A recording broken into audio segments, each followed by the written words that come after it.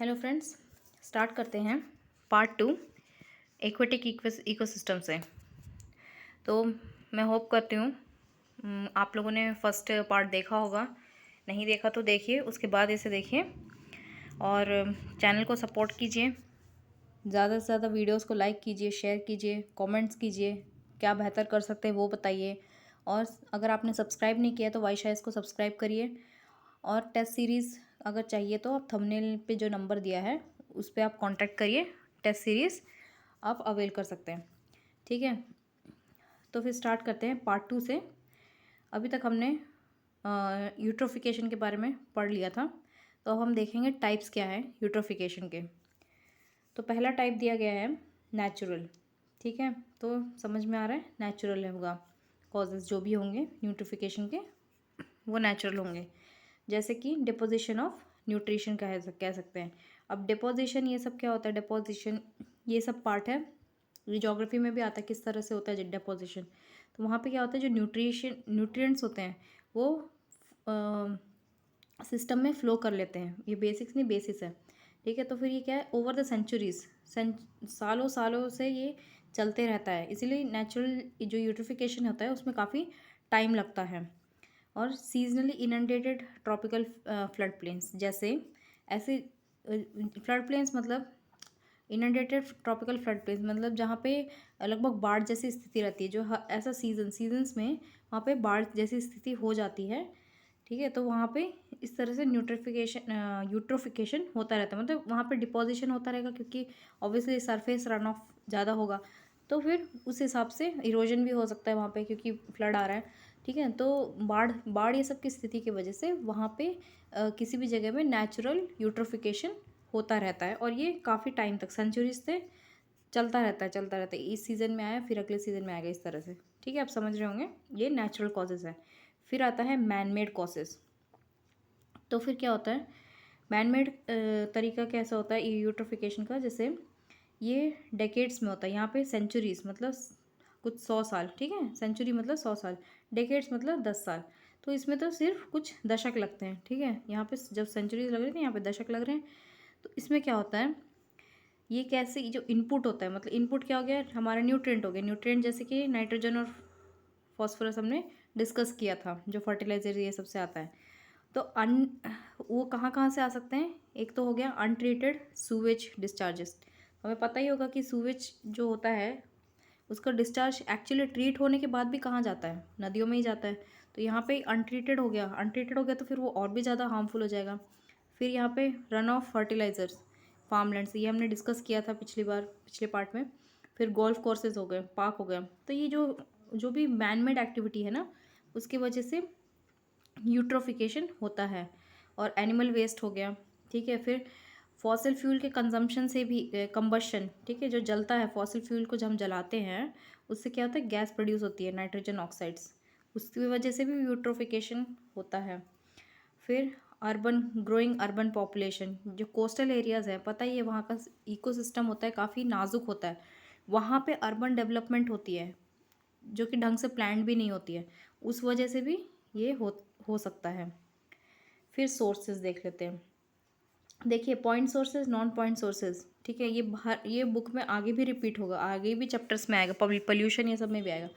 तब यहाँ पे वहाँ पे एक्सप्लेन नहीं किया जाएगा कि ये पॉइंट क्या है, पॉइंट सोर्स क्या है, नॉन पॉइंट सोर्स क्या है। ठीक है, तो यहाँ पे बता रहे हैं, आप यही यहाँ पे इसे याद रखिए। तो जो पॉइंट सोर्स होता है, जैसे एक पॉइंट, अब जो जो भी सोर्स हो रहा है वो एक पॉइंट है और यहाँ से लेकर वहाँ तक पहुँच रहा है। तो उसी तरह से दिया गया एट्रीब्यूटेबल टू वन इन्फ्लुएंस, सिर्फ एक इन्फ्लुएंस के बारे में बता रहे हैं। जहाँ पे जो पॉइंट सोर्स होता है वहाँ से न्यूट्रिएंट वेस्ट निकलता है और सीधा वाटर सोर्स में, मतलब वो उस लेक में, ऐसी कोई वाटर बॉडी में जहाँ पे ख़राब हो रहे हैं, जहाँ पे यूट्रिफिकेशन हो रहा है, वहाँ पे पहुँच जाता है। यहाँ पे हमारा सोर्स हो गया, सोर्स से लेकर यहाँ ये वाटर बॉडी यहाँ पे सीधा पहुँचता है, तो ये पॉइंट सोर्स हो गया। ये इसे इजीली रेगुलेट कर सकते हैं, क्योंकि एक ही जगह हमें पता है कहाँ से आ रहा है। हम अगर उस पॉइंट को हम बंद कर दें तो फिर उस तरह से उसे रेगुलेट किया जा सकेगा। फिर आता है हमारा नॉन पॉइंट सोर्स। ये होता है, ये इल डिफाइंड, मतलब ये ढंग से पता नहीं होती, मतलब ढंग से हमें समझ में नहीं आता सोर्स कहाँ से है इसका, और कहीं से मुड़ मुड़ के इस तरह से आता है और डिफ्यूज़ होता है। वो ये एक मतलब क्लियर कट नहीं होता कहाँ से आ रहा है। Very specially and temporally and are difficult. तो मतलब ये हमेशा भी नहीं रहता, और ये इसे ना रेगुलेट करना डिफ़िकल्ट हो रहा है। ऑब्वियसली बात है कि अगर हमें पता है कहाँ पे है, लेकिन हमें ढंग से पता ही नहीं है कहाँ से सोर्स हो रहा है, कहाँ से हो रहा है, तो उसको रेगुलेट करना मुश्किल हो जाता है। ओके। फिर आता है ट्रीज़ के बारे में, थोड़ा ये दिया गया है ट्रीज़ क्या है। तो टी टी टी के लिए क्या होता है, first and foremost use of trees क्या है, टिम्बर। फिर आर आर से restoration, reclamation and rejuvenation of denuded. Denuded मतलब इरोडेड। ओके, जिस जो कि ऊपर की जो परत निकल जाती है, डेन्यूडेड।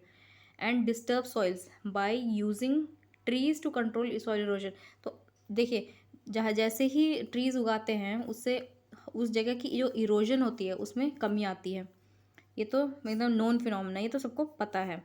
ठीक है, तो उससे डिसर्टिफिकेशन ये सब में भी रोका जा सकता है, और वाटर शेड्स को प्रोटेक्ट किया जा सकता है। और उससे क्या होती है, फिर वो जो जो फर्टाइल लेयर होती है ऊपर वाली सॉइल, उसमें जिसमें न्यूट्रिएंट्स होते हैं, उसे भी बचाया जा सकता है bye growing nitrogen fixing bacterias. ठीक है।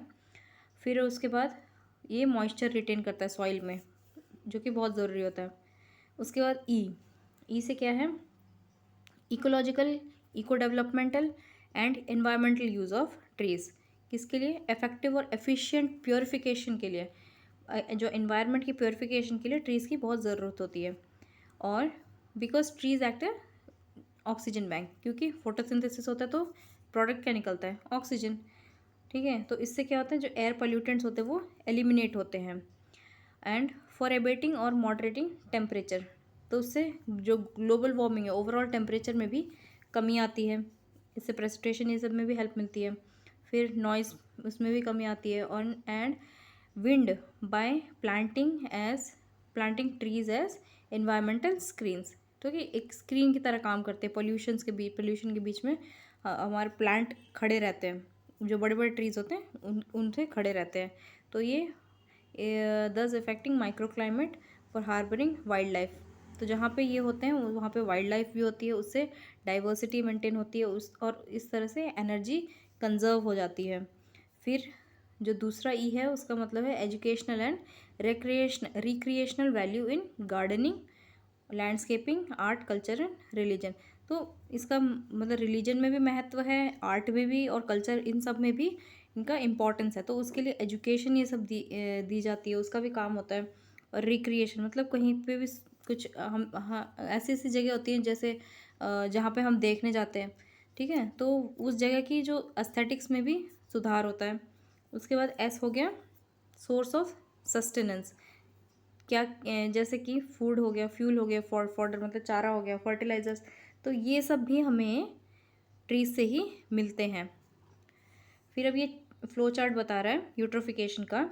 जैसे सबसे पहले एग्रीकल्चरल रन ऑफ होता है, अनट्रीटेड सीवेज हो गया एक्सेट्रा, जैसे एनिमल वेस्ट ये सब भी हो गया, जो पिछले स्लाइड्स में दिखाया गया था। उसके बाद वो क्या होता है, वो ट्रांसपोर्ट हो जाते हैं कहाँ, इकोसिस्टम में। ये इस जगह से आके यहाँ पे इकोसिस्टम में ट्रांसपोर्ट हो जाते हैं। उसके बाद क्या होता है, न्यूट्रिएंट एक्यूमुलेशन एंड एनरिचमेंट बताया था। उसके बाद फिर एल्गे की ग्रोथ हो जाती है। फिर एल्गे एक साथ बढ़ जाते हैं तो एल्गल ब्लूम हो जाता है। Algae covering the aquatic surface layer, पूरा सरफेस भर जाता है। उसके बाद फिर district the sunlight penetration sunlight penetration नहीं होता। उसके बाद फिर ऑक्सीजन डिफ्यूज़ हो जाने लग जाता है, डिजॉल्व ऑक्सीजन। फिर क्या होता है, जो अंडरग्राउंड एल्गे हैं और प्लांट्स हैं वो मरने लग जाते हैं, क्योंकि सनलाइट अब अवेलेबल नहीं होता, पेनिट्रेट नहीं करता। उसके बाद जो बैक्टीरियल डिकम्पोजिशन होता है, डिकम्पोजर्स जो काम करते हैं, उससे क्या होता है वहाँ पे कंज्यूम्स है अवेलेबल, जो वो क्या करते हैं, जो बचा कुचा जो ऑक्सीजन है उसे कंज्यूम करना शुरू करते हैं। फिर उससे क्या होता है, एनॉक्सिया मतलब ऑक्सीजन के बिना जो कंडीशन होती है, ऐसी कंडीशन, ऑक्सीजन की कमी वाली जो कंडीशन होती है वो बनने लग जाती है। उससे क्या होते हैं, जो और एक्वेटिक ऑर्गेनिजम्स होते हैं, डिफ्यूज्ड ऑक्सीजन नहीं होता उसकी लैक की वजह से, मतलब ऑक्सीजन की कमी की वजह से वो फिर मरना शुरू कर देते हैं। और उसके बाद फिर डिग्रेडेशन हो जाता है पूरी तरह से उस इकोसिस्टम का, उस एक्वेटिक इकोसिस्टम का। तो सेम चीज़ है, उसे फ्लो चार्ट में समझाया गया है। ठीक है। उसके बाद इफ़ेक्ट्स क्या होते हैं, इसके यूट्रोफिकेशन के इफ़ेक्ट्स क्या क्या होते हैं। तो चेंज इन इकोसिस्टम हो जाता है, जो कि पहले इसमें ये बोला गया है, जो पहले एक्वेटिक हुआ करता था वो आगे जाके टेरेस्ट्रियल बनने लग जाता है। ठीक है। तो क्या होता है, जो यूट्रोफिकेशन होता है वो ऐसी एक डेट्रिटस की एक लेयर क्रिएट करता है उस लेक या फिर पॉन्ड, मतलब एक्वेटिक इकोसिस्टम में। फिर उससे फिर वो धीरे धीरे शैलो हो जाता है, उतना उसमें डेप्थ नहीं बचती है। फिर क्या होता है, eventually the water body is reduce to marsh. Marsh whose plant community is transform. ठीक है, तो उसकी जो प्लांट कम्युनिटी वो चेंज होने लग जाती है, और फिर जो एक्वेटिक इकोसिस्टम होता है वो कुल मिलाकर टेरेस्ट्रियल इकोसिस्टम बन जाती है। उसके बाद फिर डिक्रीज बायोडाइवर्सिटी घटने लगती है। जैसे कि जो एल्गल ब्लूम होता है उससे सनलाइट पेनिट्रेशन हट चला जाता है, तो फिर ऑब्वियसली वाटर सॉरी उससे क्या होता है, फिर प्लांट्स मरने लग जाते हैं, तो फोटोसिंथेसिस खत्म हो जाता है। फिर जो बैक्टीरिया होता है वो बचा कुचा जो ऑक्सीजन होता है वो खा जाता है, तो जिससे ऑक्सीजन की और भी कमी होती है और बाकी लिविंग ऑर्गेनिजम्स भी मर जाते हैं, तो बायोडाइवर्सिटी कम हो जाती है। और फिर न्यू स्पीसीज इन्वेजन। अब क्योंकि ये सब हो रहा होता है, न्यूट्रिएंट्स ये सब चेंज होते हैं, तो फिर ऐसे उसमें स्पीसीज नहीं रह सकते जिनको ऑक्सीजन की ज़रूरत है। तो उस हिसाब से क्या होता है, जो दूसरे जिनकी डिमांड कुछ और होती है, अलग तरह के जो ऑर्गेनिजम्स जिनकी ज़रूरत नहीं है और इन्वेजिव होते हैं, मतलब वो उस जगह के लिए अच्छे नहीं होते, ऐसे कुछ ऑर्गेनिजम्स होते हैं, ऐसे कुछ स्पीसीज होती हैं प्लांट की हो गई, वो आने लग जाते हैं। ठीक है, तो ये यहाँ पे ये बोला गया, यूट्रोफिकेशन में cause ecosystem competitive but transforming the normal limiting nutrient to abundant level. तो जो नॉर्मल लेवल में होना चाहिए था वो अबंडेंट लेवल में हो जाता है, न्यूट्रिएंट ज़्यादा हो जाता है। उससे क्या हो जाता है, स्पीसीज होती हैं उनकी कंपोजिशन में शिफ्ट हो जाता है, चेंज हो जाते हैं उस इकोसिस्टम में। फिर टॉक्सिसिटी, ये भी एक इफेक्ट है। तो जो एल्गल ब्लूम्स होते हैं वो मरने लग जाते हैं, और उनके मरने की वजह से कुछ न्यूरो एंड हिपैटोटॉक्सिक, न्यूरो मतलब दिमाग से रिलेटेड है, न्यूरो, ओके, और हिपैटो मतलब लिवर से। हाँ, तो फिर जो इनके लिए ऐसे टॉक्सिन्स होते हैं जो इनके लिए सूटेबल नहीं होते, ऐसे ऐसे टॉक्सिन्स मतलब जहरीले पदार्थ बोलते हैं, वो बनना शुरू हो जाते हैं। उससे जो एक्वेटिक ऑर्गेनिजम्स है वो मर जाते हैं। एग्जाम्पल हो गया शेलफिश पॉइजनिंग। फिर अगर इसे इंसान खा जाए तो इंसान के लिए भी खतरा हो जाता है। फिर डिजॉल्व ऑक्सीजन लेवल का डिप्लीशन, ये तो हमने देखा। Increase incidence of fish kills होते हैं, फिश जो होने लग जाती है मर जाती है, और ऐसे कुछ फिश आ जाते हैं जो मतलब नॉर्मली वहाँ पे नहीं रहती थी और पसंद नहीं है, मतलब ऐसे फिश हर हर तरह के फिश को नहीं खाया जा सकता। तो जो डिज़ायरेबल है, जो चाहिए, ऐसे फिश ना होकर दूसरे तरह के फिश की स्पीसीज वहाँ पे आ जाती है। उसके बाद फिर क्या होता है, तो उससे बिजनेस अफेक्ट होता है, जो जो लोग फिशिंग ये सब में हैं। उसके बाद फिर कोरल रीफ्स का लॉस हो जाता है, इसके बारे में हम डिटेल में इसी चैप्टर में दिया गया है, हम आगे पढ़ेंगे। उसके बाद वाटर ट्रांसपेरेंसी कम होता है, उससे टर्बिडिटी बढ़ती है, तो फिर उसका एंड रिजल्ट हमें पता है। फिर इससे नेविगेशन में भी दिक्कत आती है, अगर टर्बिडिटी कम हो जाए तो नेविगेशन में दिक्कत आती है। फिर कलर, जैसे येलो ग्रीन रेड ये होता है, और इसमें फिर अगर इतना गंदा कुछ हो रहा है तो स्मेल आती है, बहुत ज़्यादा बदबू भी आती है, और उसमें कलर मतलब जैसे यूट्रोफिकेशन में दिखाया गया था, ये अजीब अजीब से कलर बनने लगते हैं। उसके बाद फिर वाटर ट्रीटमेंट की बहुत प्रॉब्लम हो जाती है। ऐसा ऐसा वाटर फिर आगे जाके हर किसी के लिए हार्मफुल होगा। ठीक है, उसे ट्रीट करना मुश्किल हो जाता है। फिर इंक्रीज बायोमास, अब बायोमास की वजह से क्या हो जाता है, इनएडिबल टॉक्सिक फ्लाइटोप्लैंक्टन, ऐसे प्लैंक्टन्स होते हैं जो नहीं खा सकते और वो काफ़ी जहरीले होते हैं। फिर इससे क्या होता है, ब्लूम ऑफ जिलेटिनस जू प्लैंक्टन। ठीक है, मतलब जू प्लैंक्टन ऐसे हो जाते हैं जो मतलब चिपचिपे से होते हैं, वो वाले बहुत बढ़ जाते हैं। हमने देखा होगा कई कई बहुत ही ज़्यादा ख़राब नदी होती है, बहुत ज़्यादा ख़राब सा पॉन्ड ये सब होता है, उसके ऊपर इस तरह से होता है, वहाँ पे इंसान जा भी नहीं सकता। ठीक है, तो वैसा बन जाता है। फिर increase biomass of benthic and epiphytic algae. ठीक है, जो नीचे रहते हैं बेंथिक एल्गे हो गए या एपिफाइटिक एल्गे, इनमें बढ़ोतरी हो जाती है, जो कि अच्छा नहीं है। फिर अनसूटेबल फॉर एस्थेटिक रिक्रिएशन, मतलब अब सुंदर तो बिल्कुल होता नहीं है, तो वहाँ पे जाएगा कौन, इतना गंदा सा होगा, वहाँ पे कौन जाएगा। तो उससे क्या होता है, उस वाटर बॉडी की जो वैल्यू में रिडक्शन हो जाता है, गिर जाता है। फिर आता है क्या, आप दुनिया की जो सबसे लंबी ट्री है, मतलब सबसे लंबा पेड़ है, वो है कोस्ट रेडवुड सॉरी, जो कि कैलिफोर्निया में पाया जाता है। इसकी हाइट कितनी है, 360 फीट या फिर 110 मीटर। फिर देखते हैं मिटिगेशन, अब इसे कम कैसे कर सकते हैं। मिटिगेशन का मतलब रिड्यूस करना होता है, कम करना होता है। देखते हैं, रिपेरियन बफर मतलब एक ऐसा बफर जोन बना दिया जाए जहाँ पे ये न्यूट्रिएंट्स वहाँ पे पहले जाके डिपॉजिट हो जाए, ना कि उस वाटर बॉडी को ख़राब करें, उसे कहते हैं रिपेरियन बफर। और फिर interface between flowing water body and land, तो इसी को बोलते हैं रिपेरियन बफर को, ठीक है। कि जो इंटरफेस एक बना दिया जाए जिससे कि जो फ्लोइंग वाटर बॉडी है ना, ठीक है, और लैंड के बीच में, ताकि मतलब एक अलग से गड्ढा बना दिया जाए, ताकि यहाँ से अगर आ रहा है, यहाँ से पोल्यूटेंट आ रहा है तो इस गड्ढे में चला जाए, ना कि यहाँ की इस वाटर बॉडी को, जैसे मैं फिर से समझाऊँ तो यहाँ पे समझ लीजिए वाटर बॉडी है, इसे हमें ख़राब नहीं करना है, तो यहाँ पे अगर कुछ गड्ढा, कुछ इंटरफेस कुछ बना दिया जाए, और यहाँ से हमें पता है यहाँ से इंडस्ट्रियल पोल्यूशन होना ही है, यहाँ से सीवेज आना ही है, तो फिर ये सीधा यहाँ चला जाएगा, ना कि फिर ये यहाँ जाएगा, ठीक है। इसे रिपेरियन बफर बोलते हैं, बफर याद रखिए। फिर sediments and nutrients are deposited in the buffer zones, तो इस बफर जोन में जाएगा, ना कि उस पानी में जाएगा। उससे क्या है, मिनिमाइजिंग नॉन पॉइंट पोल्यूशन, तो इससे नॉन पॉइंट पोल्यूशन में को भी कम करने से भी इसमें हेल्प मिलती है। नॉन पॉइंट जैसा हमें पता था, ढंग से पता लगाया जाए तो, क्योंकि हमें उसका सोर्स ठीक से पता नहीं होता, एक पॉइंट पे नहीं होता, हर जगह से पोल्यूशन हो रहा होता है, कहाँ कहाँ से रोकना है, तो उसे मिनिमाइज़ करना चाहिए। फिर नाइट्रोजन टेस्टिंग एंड मॉडलिंग, ठीक है, ये एक तरीका है। नाइट्रोजन टेस्टिंग में क्या होता है, ये एक ऐसा टेक्निक है जिससे कि, तो इससे ऐसा पता लगाया जा सकता है जिससे कि नाइट्रोजन की जो टेस्टिंग होती है, जो किसी भी जो प्लांट है मतलब क्रॉप है, उसको एग्जैक्टली कितने नाइट्रोजन की ज़रूरत है, उसे ऑप्टिमम अमाउंट मतलब कितनी ज़रूरत है उतना ही यूज़ किया जाए, ताकि जो बचा कुचा है पता है लॉस हो जाता है उसी से, तो फिर ये यूट्रोफिकेशन का प्रॉब्लम हो रहा है। अगर जितनी ज़रूरत है उस क्रॉप को उतना ही डाला जाए, तो फिर ऑब्वियसली वो वेस्ट नहीं होगा, रन ऑफ नहीं होगा, और यूट्रोफिकेशन में कमी आएगी। एक आ गया। और फिर ट्रीटमेंट ऑफ इंडस्ट्रियल एफ्लुएंट्स, जो भी इंडस्ट्रियल से जो एफ्लुएंट्स निकल रहे हैं उसको सूटेबली ट्रीट किया जाए। बहुत सारे तरीके होते हैं, जैसे मैंने पिछले कुछ स्लाइड्स में बताया था, एड्जॉर्प्शन हो गया, इस तरह से और भी बहुत सारे टेक्निक्स होते हैं जो साइंटिफिक वे में यूज़ किया जाए, तो ऐसे ही इस टेक्निक्स को यूज़ करना चाहिए, इन एफ्लुएंट्स को रोकने को ट्रीट करना चाहिए।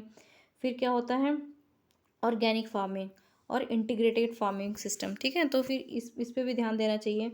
फिर reduction in life stock densities, life stock मतलब ये जो जानवर होते हैं, इनके वजह से भी बहुत होता है, ये जो फैक्टर है वो किस तरह से कंट्रीब्यूट करता है, ये इस चैप्टर में आगे जाके दिया हुआ है, ठीक है। और ये पोल्यूशन में भी काफ़ी ज़्यादा मतलब काफ़ी कंट्रीब्यूटिंग फैक्टर है लाइफ स्टॉक, ओके। फिर आता है improving the efficiency of use of fertiliser, जैसा मैंने पिछले में स्लाइड में दिखाया था कि उतना डालो, उतना नाइट्रोजन देखो जितना चाहिए, एक्स्ट्रा एक्स्ट्रा नहीं, तो उससे एफिशिएंसी भी बढ़ेगी और यूट्रोफिकेशन की प्रॉब्लम भी सॉल्व होगी। उसके बाद ट्रीटमेंट ऑफ रन ऑफ, तो मतलब जो हर जगह से पानी आ रहा है वो पानी को थोड़ा ना आए इस तरह से देखना चाहिए, कुछ इस तरह से प्लानिंग करनी चाहिए उसकी, ठीक है। तो ये जो रन ऑफ की जो है वो ट्रीटमेंट करने की ज़रूरत है। फिर रिडक्शन इन नाइट्रोजन एमिशन, तो क्योंकि नाइट्रोजन का ही पूरा खेल है, तो जो व्हीकल्स होते हैं उससे भी नाइट्रोजन निकलता है, और पावर प्लांट्स होते हैं, तो उसमें से नाइट्रोजन ना निकले, उसके उसके लिए भी कुछ तरीके निकालने चाहिए।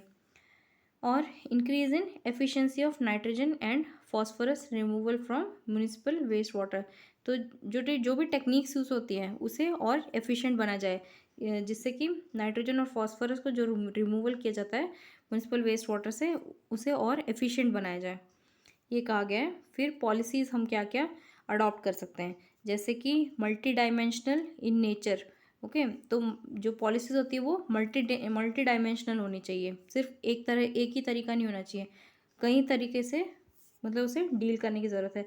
जैसे कि पहला हो गया एजुकेशन और अवेयरनेस की, हमें पता ही नहीं होगा तो हम कैसे करेंगे, तो एजुकेशन अवेयरनेस की ज़रूरत है। उसके बाद रिसर्च, ठीक है, ये बहुत इंपॉर्टेंट है मेरे हिसाब से, कि रिसर्च तो पहले होना चाहिए, उस पर रिसर्च होना चाहिए, फिर मॉनिटरिंग होनी चाहिए, इवैल्यूएशन की बहुत ज़रूरत है। उसके बाद रेगुलेशंस, उसके ऊपर कोई ऐसे रूल्स बनाए जाए कि इस तरह का पानी यहाँ पे नहीं छोड़ा जाएगा, इस इंडस्ट्री से इस तरह का यहाँ पे नहीं छोड़ा जाएगा, उसे ट्रीट किया जाए, बहुत सारे तरीके होते हैं। फिर फिजिकल एंड इकोनॉमिक्स इंसेंटिव्स, ठीक है, जो ऐसी इंडस्ट्रीज़ हो गई या फिर ऐसे मतलब कुछ लोगों को, जो मेनली इंडस्ट्रीज़ ये सब हो गई, या फिर फर्टिलाइज़र इंडस्ट्री हो गया, फिर एग्रीकल्चर, किसी को इनको इंसेंटिव देना चाहिए, ताकि वो जो अपना जो डिस्चार्ज है, वेस्ट डिस्चार्ज है, पानी को गंदा ना करें, वो उन्हें पहले ट्रीट कर लें, ट्रीट करने के लिए उन्हें कुछ इंसेंटिव देने चाहिए। फिर इकोसिस्टम प्रिजर्वेशन एंड रिस्टोरेशन पे ध्यान देना चाहिए, कुछ ऐसी पॉलिसीज़ अपनानी चाहिए। तो ये मल्टी डायमेंशनल हो गए। फिर आते हैं ये भी एक बहुत इंपॉर्टेंट टॉपिक है, हार्मफुल एल्गल ब्लूम। ठीक है, तो ये भी एक तरह का थ्रेट ही है एक्वेटिक इकोसिस्टम के लिए। देखते हैं क्या है। तो एल्गे और जो फाइटोप्लैंक्टन होते हैं, ठीक है, ये माइक्रोस्कोपिक होते हैं और ये कोस्टल वाटर्स में ज़्यादा पाए जाते हैं और ये मेजर प्रोड्यूसर्स होते हैं। ठीक है, ये काफ़ी ज़रूरी है। मेजर प्रोड्यूसर्स होते हैं ऑक्सीजन के लिए और अपना खाना खुद बनाते हैं और ये इन्हीं पानी में रहते हैं। ठीक है, फिर क्या हो गया, यहाँ तक तो अच्छा है। व्हेन इन्वायरमेंट कंडीशन जब फेवरेबल होती हैं उनके डेवलपमेंट के लिए, ठीक है, जो इन्वायरमेंट कंडीशन उनके डेवलपमेंट के लिए फेवरेबल होती है तो वो मल्टीप्लाई करते हैं, बहुत जल्दी जल्दी जल्दी जल्दी बढ़ने लगते हैं। तो फिर उसे क्या कहते हैं, एल्गल ब्लूम। अब ये हमने यूट्रोफिकेशन में देखा था। तो यहाँ तक आपको समझ में आ गया होगा अच्छे से। यहाँ तक तो कहानी फिर भी ठीक चल रही है। फिर अब Bloom can result in change. तो यूट्रोफिकेशन में भी देखा था, वो पूरा हरा हो गया था। तो इसमें भी क्या होता है, एल्गल ब्लूम होता है। एल्गल ब्लूम मतलब पूरा जो सरफेस है वो एल्गे से भर जाता है। अब सपोज यहाँ पे हम कहेंगे ये वाटर बॉडी पूरा यहाँ पे ग्रीन हो जाएगा, ये एल्गल ब्लूम आ गया, यहाँ पे पूरा भर जाएगा। या फिर रेड भी होता है, कुछ कुछ रेड भी होते हैं और कुछ कुछ ब्राउन भी होते हैं, ऐसा कुछ वो नहीं है, स्पेसिफिक नहीं है। तो उस एल्गे पूरा क्या करते हैं, वो सरफेस को इस तरह से भर जाता है, वहाँ पे पूरा भर जाता है, वही दिखता है, पानी तो दिखता नहीं है। उसके बाद दीज आर मोस्टली क्या होते हैं, या तो रेड या फिर ब्राउन कलर के होते हैं। ओके, और ये ब्लूम ना मोस्टली इन्हें रेड या ब्राउन टाइड्स कहा जाता है। ठीक है, ये भी याद रखने वाली चीज़ है, इन्हें ब्राउन या रेड टाइड्स कहा जाता है, tides. Okay, brown red tides. फिर मोस्ट एल्गल ब्लूम्स होते हैं वो हार्मफुल तो नहीं होते हैं, बट कुछ अमाउंट ऑफ टॉक्सिन्स, थोड़ा बहुत टॉक्सिन्स प्रोड्यूस कर सकते हैं, जिससे कि जो वहाँ के फिश हैं, बर्ड्स हैं और मराइन मैमल्स हैं और इवन ह्यूमन, उन पे बुरा असर पड़ता है ऐसे टॉक्सिन्स के वजह से।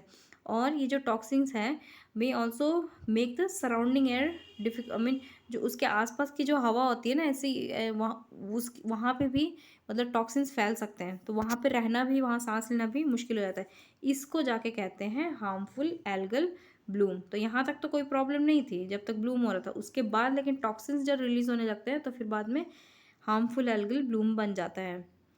फिर देखिए यहाँ पे जैसे समझाया गया हुआ है कि स्विमिंग और रिक्रिएशन हो गया, लेकिन यहाँ पे अगर एल्गल ब्लूम हो रखा है, टॉक्सिक एल्गल ब्लूम हो रखा है, तो ये कितना मुश्किल हो जाएगा इसके लिए, इस इंसान के लिए, ह्यूमन के लिए। फिर ड्रिंकिंग वाटर इनटेक, यहाँ से अगर पीने का पानी जाता है तो यहाँ पे स्टार्ट कैसे हो रहा है, देखिए ये एग्रीकल्चर रन ऑफ हो गया, फिर अर्बन रन ऑफ की वजह से सीवेज हो गया। ठीक है, तो इस वजह से यह कुल मिला के बाद में आता है इस पानी में, फिर बाद में यहाँ पे एल्गल ब्लूम हो जाता है। तो ये होता है। तो फिर most harmful algal blooms flourish under high light conditions as well as elevated levels of phosphorus are present. ठीक है, तो ज़्यादा लेवल्स के फॉस्फोरस ज़्यादा रहता है। Urban and agriculture run offs as well as leaking septic systems, तो ये सेप्टिक वही सूवेज हो गया, leaking septic systems and other sources of waste water. ठीक है, तो और भी जो वेस्ट वाटर होते हैं वो शैलो स्टैगनेंट वाटर, तो ऐसे पानी में चले जाते हैं जहाँ पे पानी ठहरा हुआ होता है। तो ये ऐसा पानी ठहरा हुआ होना चाहिए, तब जाके इस तरह का इन्वायरमेंट बनता है और उससे एल्गे, उस इन्वायरमेंट में एल्गे फ्लरिश करते हैं, बढ़ जाते हैं और zebra muscles selectively feed and filter out the algae which enables H. तो फिर यहाँ पे जीब्रा मसल्स करके दिया हुआ है, ये क्या कहते हैं, इसी को फिल्टर आउट करते हैं और ये जो HABs हैं उन्हें और बढ़ावा देते हैं।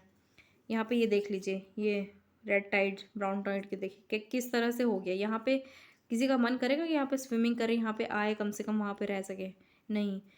फिर यहाँ पे बताया गया जो रेड टाइड है वो मिसनॉमर क्यों है, मतलब ये गलत शब्द क्यों है, ये गलत रेफर करने का तरीका कैसे है। देखिए, तो जो रेड टाइड है उससे क्या होता है, जैसे कुछ फाइटोप्लैंक्टन ये सब हो गए, उनमें पिगमेंट्स होता है। तो पिगमेंट की वजह से वो जब सडनली बढ़ते हैं तो ब्लूम आता है। फिर ह्यूमन आई को लगता है कि जैसे कलर मतलब है करके, लेकिन एक्चुअली में क्या है, ये जो एल्गल ब्लूम होता है ये हमेशा हार्मफुल नहीं होता। लेकिन कुछ कुछ ऐसे ऑर्गेनिजम्स होते हैं जो कि एक्चुअली हार्मफुल होते हैं, लेकिन उनमें कलर नहीं होता।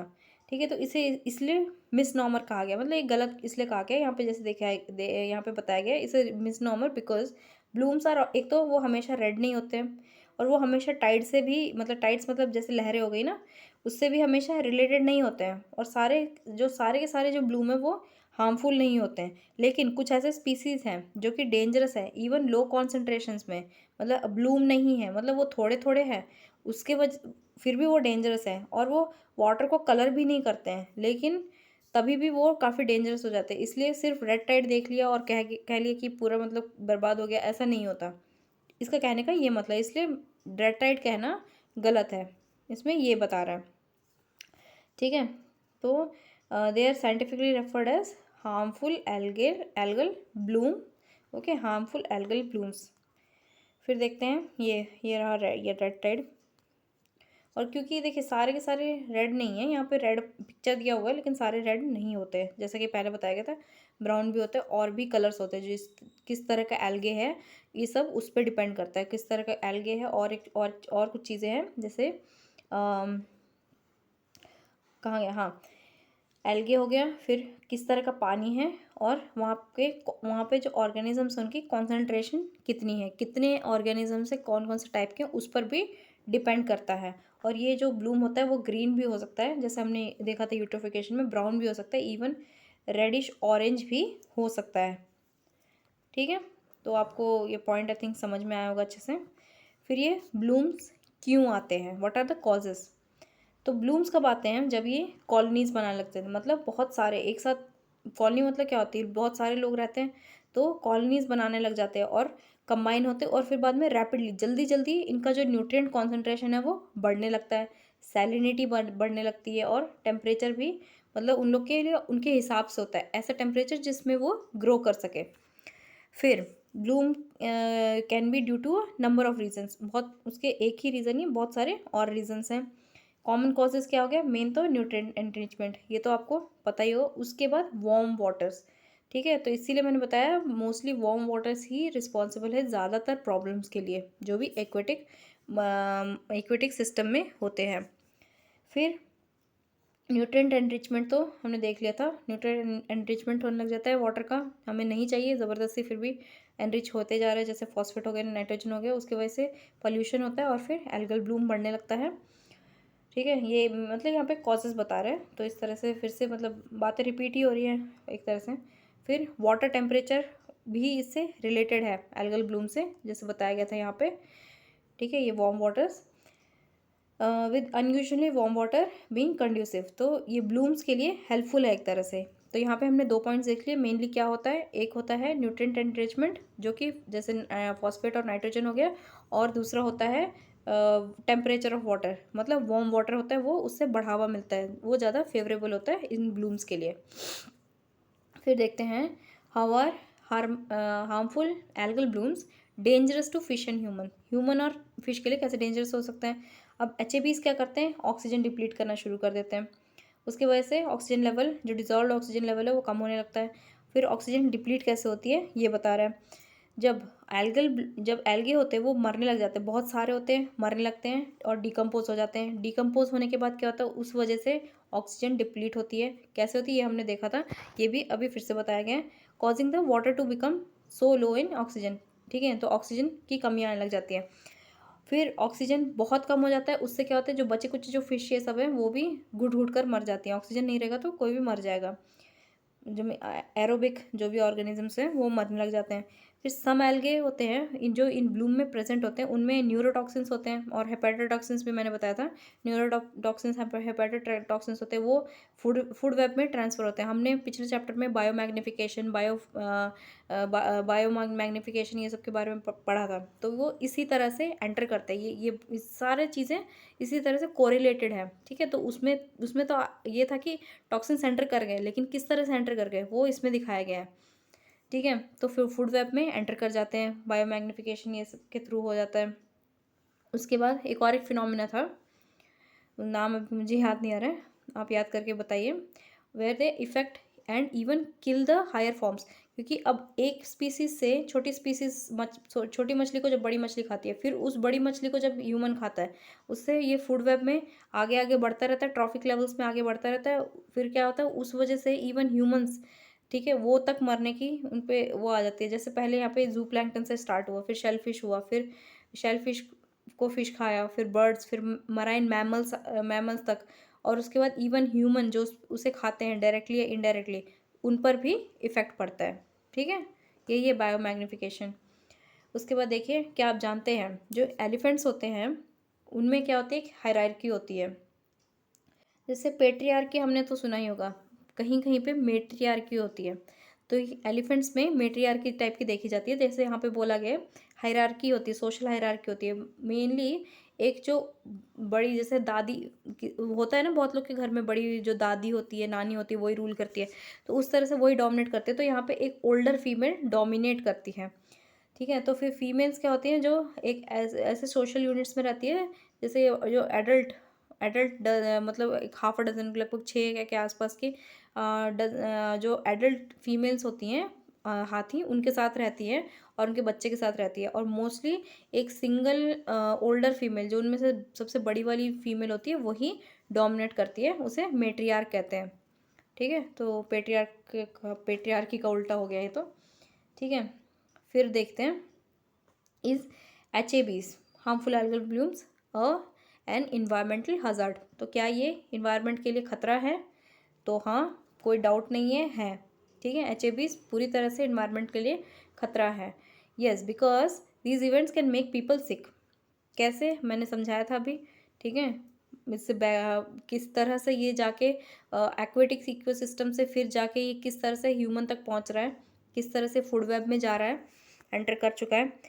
तो फिर it can make people sick when contaminated shellfish are eaten.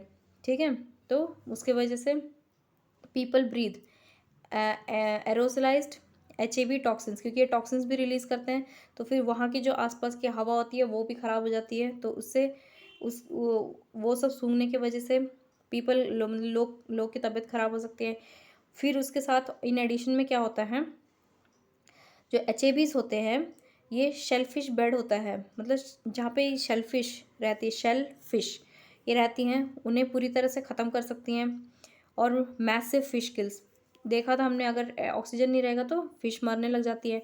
Death of marine mammals भी मरते हैं, सी बर्ड्स मर जाते हैं। उसकी वजह से जो मराइन हैबिटेट होता है पूरी तरह से वो डिस्टर्ब हो जाता है, पूरी तरह से चेंज हो जाता है।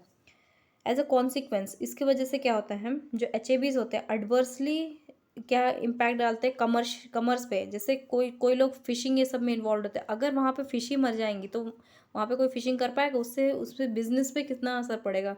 ठीक है, तो कल कमर्शियली और रिक्रिएशनल जो कुछ लोग शौक के लिए फ़िशिंग करते हैं, टूरिज़्म के कोई कोई जगह में टूरिज़्म के लिए जाते हैं, तो अगर वहाँ पे इतने ये जो HABs हो जाएगा तो फिर वहाँ के टूरिज़्म ये सब पे बहुत फ़र्क पड़ेगा। तो ये कमर्शियली भी ये बहुत हार्मफुल है, सिर्फ इन्वायरमेंटली नहीं, कमर्शियली भी इसका बुरा असर पड़ता है।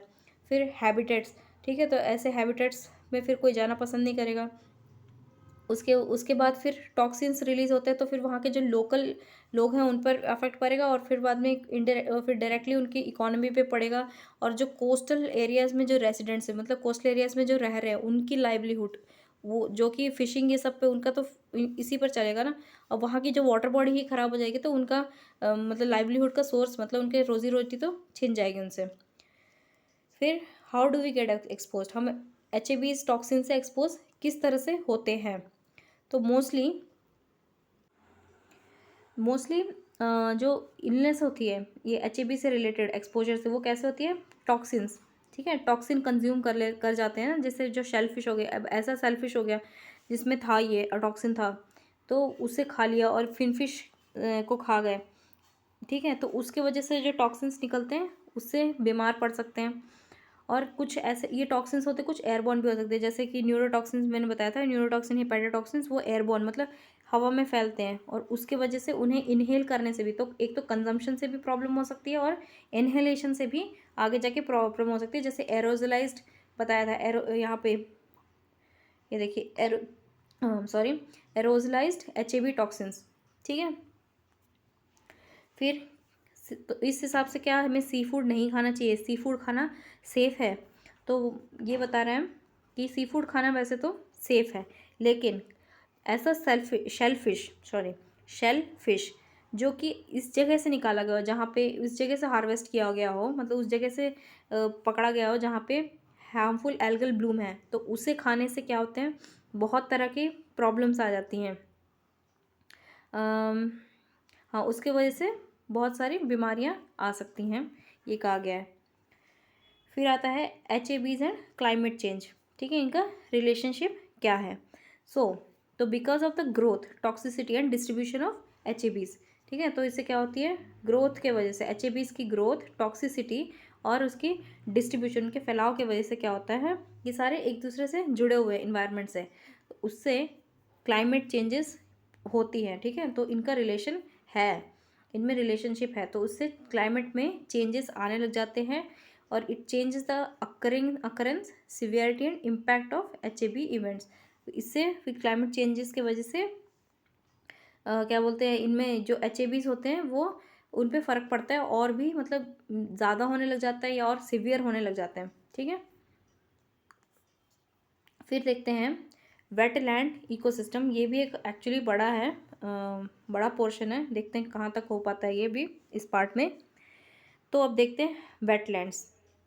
वेटलैंड इकोसिस्टम होता है वो एक इंटरमीडिएट होता है, एक ऐसा एरिया होता है जो कि इंटरमीडिएट है बिटवीन किस किस के बीच में, डीप वाटर और टेरेस्ट्रियल जहाँ लैंड, और एक यहाँ के कहीं पे बहुत ज़्यादा गहरा पानी और कहीं पे लैंड पानी नहीं है उतना। ठीक है, तो इसके बीच का जो एरिया होता है, इसके बीच का जो इंटरमीडिएट, जहाँ पे थोड़ा पानी भी होगा और टेरेस्ट्रियल इकोसिस्टम भी होगा, तो ऐसे ट्रांजिशनल जोन को वेटलैंड बोला जाता है। और हमने इसके बारे में पढ़ा भी था, राइट, फर्स्ट चैप्टर में।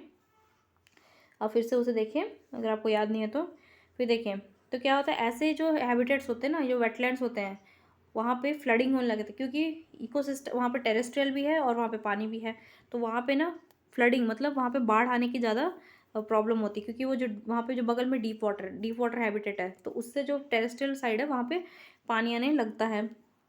उससे जो वहाँ के जो प्लांट से सब कुछ जो सपोर्ट होता है वो चला जाता है। ठीक है, तो देखिए यहाँ पे क्या लिखा गया है, जो deep water habitats and therefore support plants and animal specifically adapted. तो जो वहाँ पे जो प्लांट्स और एनिमल्स होते हैं वो वहाँ के जो फ्लडिंग ये सब है ना, उस हिसाब से अडेप्टेड होते हैं।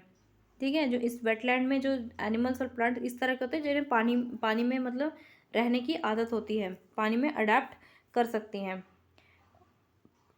और ऐसी जगह को वेटलैंड्स कहा जाता है। अब ये क्या क्या होते हैं, जैसे कि लेक लिटोरल हो गए, marginal areas between highest and lowest water of the lake. ठीक है, तो इनके बीच का मतलब एरिया हो गया, जैसे जहाँ पे बहुत ज़्यादा पानी है किसी लेक में, एक तरफ में, और किसी तरफ बहुत कम पानी है।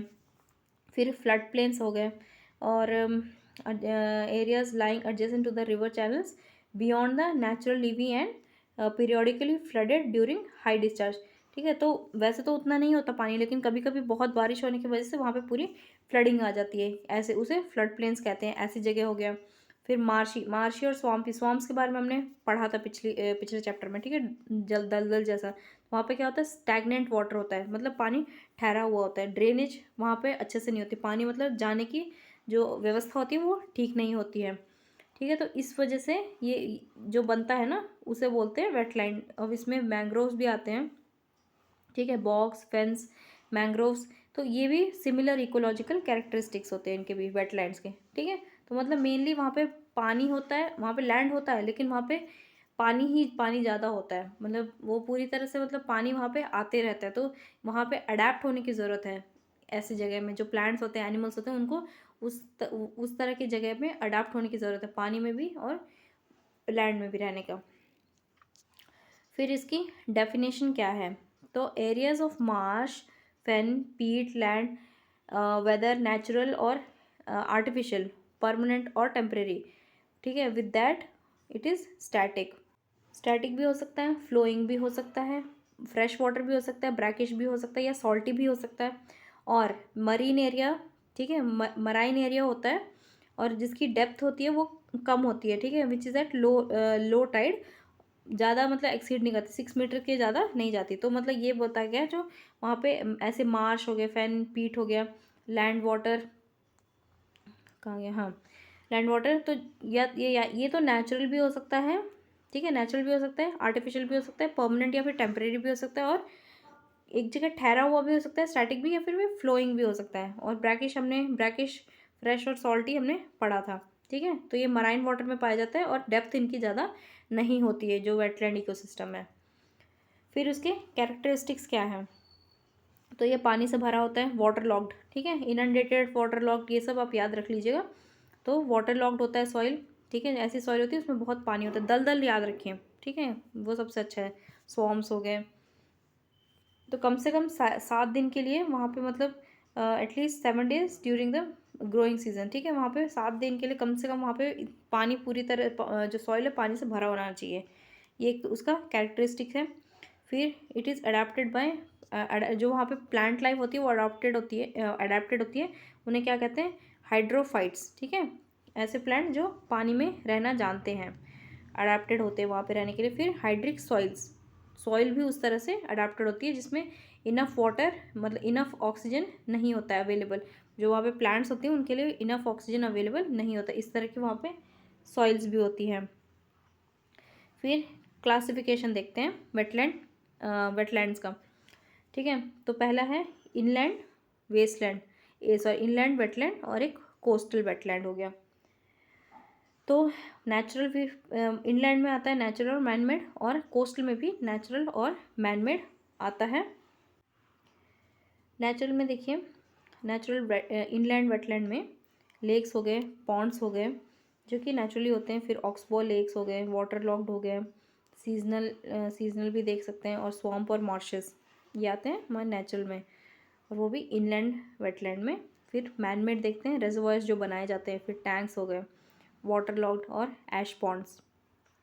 फिर कोस्टल में, नेचुरल में estuary, lagoon, creek, backwater, bay, coral reef, tidal flat, mangroves, salt marsh. और मैनमेड में सॉल्ट पैन्स, एक्वा कल्चर, ठीक है, एक्वा कल्चर के लिए मतलब जो फिशिंग के लिए बनाए जाते हैं, राइट। और ये सब तो आपने ज्योग्राफी में पढ़ा होगा, ठीक है। तो फिर देखते हैं फंक्शंस ऑफ वेटलैंड्स।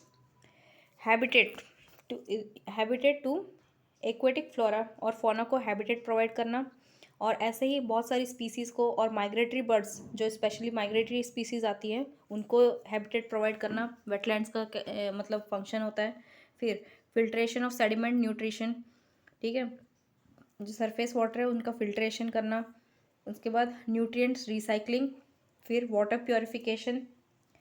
उसके बाद फ्लड्स को, मेनली फ्लड्स को मिटिगेट, मतलब फ्लड जो बाढ़ आती है उसको कम करना। मेंटेनेंस ऑफ स्ट्रीम फ्लो, जो बहता है उसे, उसको स्ट्रीम मतलब जो बहने की जो स्ट्रीम होती है उसे मेंटेन रखना। फिर ग्राउंड वाटर को रिचार्ज करते रहना। फिर drinking water for fish, drinking water provide करना फिश के लिए, फिश और ड्रिंकिंग वाटर प्रोवाइड करना, सॉरी, उसके बाद फिश के लिए, फॉडर के लिए, और फ्यूल ईंधन के लिए, उसके लिए भी वेटलैंड्स बहुत इंपॉर्टेंट होते हैं। फिर आता है control the rate of run of in urban areas, ठीक है, जो ये रन ऑफ की वजह से तो ये सारी दिक्कत आ रही है, उसे कंट्रोल करना भी वेटलैंड का काम होता है, वेटलैंड मतलब करता है, उसमें उसका कंट्रीब्यूशन होता है। फिर बफर शोर लाइन्स अगेंस्ट इरोजन, ठीक है, तो इससे इरोजन जो मतलब इरोजन होता है ना, सॉइल इरोजन, उसमें भी बहुत कमी आती है, एक बफर जोन की तरह काम करता है, उसे मतलब कम करने, उसका इफेक्ट अपने ऊपर झेल लेता है। उसके बाद फिर comprise an important resource for sustainable tourism के लिए, रिक्रिएशन और कल्चरल हेरिटेज, ठीक है, रामसर साइट्स, ये सब ये सब जो किया जाता है इसीलिए किया जाता है ताकि, क्योंकि वेटलैंड्स की इतनी इम्पॉर्टेंस होती है। फिर स्टेबलाइजेशन ऑफ लोकल क्लाइमेट के लिए, जो वहाँ की लोकल क्लाइमेट को मेंटेन रखने के लिए, स्टेबल रखने के लिए, ठीक है। फिर वहाँ की जो लाइवलीहुड है, मेन तो यही है, लाइवलीहुड के लिए जो वहाँ के लोकल लोग होते हैं उनकी लाइवलीहुड के लिए काम आता है, वेटलैंड काफ़ी इंपॉर्टेंट होता है। फिर genetic reservoir for various species of plants, ठीक है, बहुत सारे प्लांट्स के लिए रिजर्वायर का काम करते हैं, जैसे राइस हो गया, वो ऐसी जगह में उगते जहाँ पे ज़्यादा पानी होता है, देखा होगा आपने। फिर सपोर्टिंग स्पेसिफिक डाइवर्सिटी, ठीक है, तो डाइवर्सिटी के लिए भी इम्पॉर्टेंट होता है। फिर रीजंस क्या है, वेटलैंड्स डिप्लीट हो रहे हैं उनके रीजंस क्या है, जैसे कि जो लैंड है वेटलैंड्स है उसे धीरे धीरे एग्रीकल्चर लैंड में कन्वर्ट किया जा रहा है। फिर ग्रेजिंग, ओवर ग्रेजिंग, ये हमने फॉरेस्ट में भी देखा था, बहुत ज़्यादा ग्रेजिंग हो जाती है उसकी वजह से, मतलब जो ऐसे लाइव स्टॉक होते हैं, गाय भैंस इस टाइप के होते हैं, वो ज़्यादा खा लेते हैं। उसके बाद removal of sand from beds, नीचे की जो परत होती है वहाँ पे से सैंड निकाल लिया जा रहा है। फिर एक्वाकल्चर, जो मछली पालन ये सब जो वहाँ पे ज़्यादा हो रहा है। उसके बाद हैबिटेट डिस्ट्रक्शन हो रहा है, डिफॉरेस्टेशन की वजह का भी इसकी एक वजह है, उसकी वजह से जो वहाँ का जो हैबिटेट है वो भी ख़राब हो रहा है। पॉल्यूशन भी एक बहुत बड़ा इंपॉर्टेंट फैक्टर है। फिर डोमेस्टिक वेस्ट, जैसे सरफेस रन ऑफ ये सब देखा गया था, तो डोमेस्टिक वेस्ट ये सब निकलता है, वो एक प्रॉब्लम है। फिर एग्रीकल्चर रन ऑफ भी हो गया, इंडस्ट्रियल एफ्लुएंट्स हो गए, ठीक है, जो अनट्रीटेड वाटर वहाँ से अपने बहुत ख़राब केमिकल्स भेजते हैं, वो हो गया। फिर क्लाइमेट चेंज भी एक मेजर प्रॉब्लम है डिप्लीशन के, किसके, वेटलैंड डिप्लीशन के। मिटिगेशन कम कैसे कर सकते हैं, सबसे पहले उसमें तो दिया गया था मल्टी डायमेंशनल, तो यहाँ पे देखते हैं कितने डायमेंशन दिए गए हैं। पहला है सर्वे किया जाए, डीमार्केट किया जाए कि ये वेटलैंड है, कम से कम हमें पता तो हो यहाँ पे वेटलैंड है, वहाँ पे इस तरह से रहना है, फिर वहाँ पे रेगुलेशंस बनेंगे। तो फिर प्रोटेक्शन ऑफ नेचुरल रीजनरेशन को प्रोटेक्ट किया जाए। फिर आर्टिफिशियल रीजनरेशन का भी कुछ तैयारी की जाए, आर्टिफिशियली भी उसे रीजनरेट करने के मेजर्स लिए जाए, प्रोटेक्टिव मेजर्स लिए जाए, एफॉरेस्टेशन किया जाए, मतलब वहाँ पे जो और फॉरेस्ट को बढ़ावा दिया जाए, ठीक है, फॉरेस्ट लगाया जाए। वीड कंट्रोल, जो इन्वेसिव जो फॉरेन स्पीसीज प्लांट्स होते हैं ना, कुछ ऐसे होते हैं जिसकी ज़रूरत नहीं होती लेकिन वो बढ़ते रहते हैं, उन्हें हटाया जाए, वीड्स बोलते हैं, वीड को कंट्रोल किया जाए। फिर सॉइल कंजर्वेशन किया जाए, ठीक है, ताकि इरोजन ये सब रुक सके। एफॉरेस्टेशन किया जाए, यहाँ एफॉरेस्टेशन फिर से रिपीट हुआ है लेकिन ज़रूरी है। वाइल्ड लाइफ को कंजर्व किया जाए वहाँ पे। फिर रिमूवल ऑफ एनक्रोचमेंट्स, ठीक है, जो कोस्टल एरियाज, ऐसे ऐसे एरियाज होते हैं वहाँ पे लोग बहुत रहने लग जाते हैं और वहाँ पे बहुत कुछ स्ट्रक्चर्स खड़ा कर लेते हैं, तो उसे एनक्रोचमेंट कहते हैं, बल्कि वो नहीं करना चाहिए, वो काफ़ी हार्मफुल होते हैं, तो वो इंक्रोचमेंट्स को हटाया जाए। यूट्रोफिकेशन को अबेटमेंट, उसको यूट्रोफिकेशन को वहाँ पे हर तरह से कम किया जाए। फिर अवेयरनेस, ठीक है, एनवायरनमेंट की अवेयरनेस, तो ये मल्टी डायमेंशनल हो गए मिटिगेशन मेजर्स। फिर देखते हैं ये डिस्टिंक्ट लेक से अलग कैसे होते हैं, जो वेटलैंड्स की हम बात कर रहे हैं वो अलग कैसे होते हैं। तो ये अलग कैसे होते हैं, जो ministry of environment and forest है ना, उसने कोई क्लियर डिस्टिंक्शन नहीं दी है कि लेक और जो वेटलैंड्स है कैसे अलग होते हैं। तो ये जो नेशनल लेक कंजर्वेशन प्रोग्राम है वो क्या कंसिडर करता है, जो स्टैंडिंग वाटर बॉडी, मतलब एक जगह पे पानी ठहरा हुआ है, ठीक है, स्टैंडिंग वाटर बॉडी है, उसकी जो डेप्थ होती है वो 3 मीटर तक होनी चाहिए, and generally cover a water spread of more than 10 hectares, ठीक है, तो 10 हेक्टेयर्स तक ये फैला हुआ होना चाहिए, और उसकी जो गहराई होती है वो 3 मीटर्स तक होनी चाहिए, और हैव नो और वेरी लिटर, जो एक्वेटिक वेजिटेशन होती है ना वो काफ़ी कम होनी चाहिए, उसे मैक्रोफाइट्स कहते हैं, ठीक है। तो ये जो डिस्टिंक्शन दिया गया है ये मिनिस्ट्री ने दिया है, ministry of environment and forest ने। तो ये जो वाटर बॉडीज़ होती है मेनली क्या होती है, ड्रिंकिंग वाटर के लिए, और ठीक है, ड्रिंकिंग वाटर सप्लाईज के लिए, इरिगेशन सिंचाई के लिए, और रिक्रिएशन के लिए यूज़ की जाती है। फिर एक्सेसिव ग्रोथ ऑफ मैक्रोफाइट्स, तो ये जो मैक्रोफाइट्स होते हैं इनकी जो अगर ज़्यादा ग्रोथ हो जाए, दोनों तरह के, जो मतलब जो पानी के अंदर पूरी तरह से पानी के अंदर है और ऊपर फ्री फ्लोटिंग कर रहे हैं, उन दोनों के प्रेजेंस की वजह से भी, जो वेटलैंड में प्रेजेंट होते हैं उसके वजह से भी बुरा असर पड़ता है उस वाटर बॉडी पर, ठीक है। तो फिर हाउएवर ये मतलब जो पानी है, मतलब जो ये एक्वेटिक वेजिटेशन है ना, ये उस पानी के अंदर रहते हैं, वाटर लॉक्ड सॉइल्स के अंदर रहते हैं, ये वैसे तो मतलब ड्रिंकिंग वाटर के लिए यूज़ नहीं हो सकते, लेकिन एक तरह से डिज़ायरेबल, एक तरह से मतलब काम आने वाली चीज़ होते हैं। क्यों तो क्योंकि जो सॉइल इरोजन है वो उसे हेल्प कर सकते हैं, ठीक है, उसे रोक सकते हैं। और जो लेक्स होते हैं, वेटलैंड्स होते हैं, वो 3 मीटर से ज़्यादा डीप होते हैं, ठीक है, और फिर बाद में जो उनमें न्यूट्रिएंट्स भी ज़्यादा होती है, और वो उनमें हाई अबंडेंट क्या होते हैं, एक्वेटिक मैक्रोफाइट्स होते हैं, और उनमें जो फौना होता है वो भी काफ़ी ज़्यादा होता है, उनमें डाइवर्सिटी होती है, ठीक है, जैसे यहाँ पे इनवर्टिब्रेट्स दिखाया गया है, ठीक है। तो बायोडाइवर्सिटी की कंजर्वेशन ये सब के लिए भी ये काफ़ी इंपॉर्टेंट होता है, इसलिए वेटलैंड्स इंपॉर्टेंट है ये बताया गया। और लेक से तो ज़्यादा है, ठीक है। यहाँ पे lakes are generally less important, ठीक है। लेक्स कम इंपॉर्टेंट होते हैं, लेकिन ये जो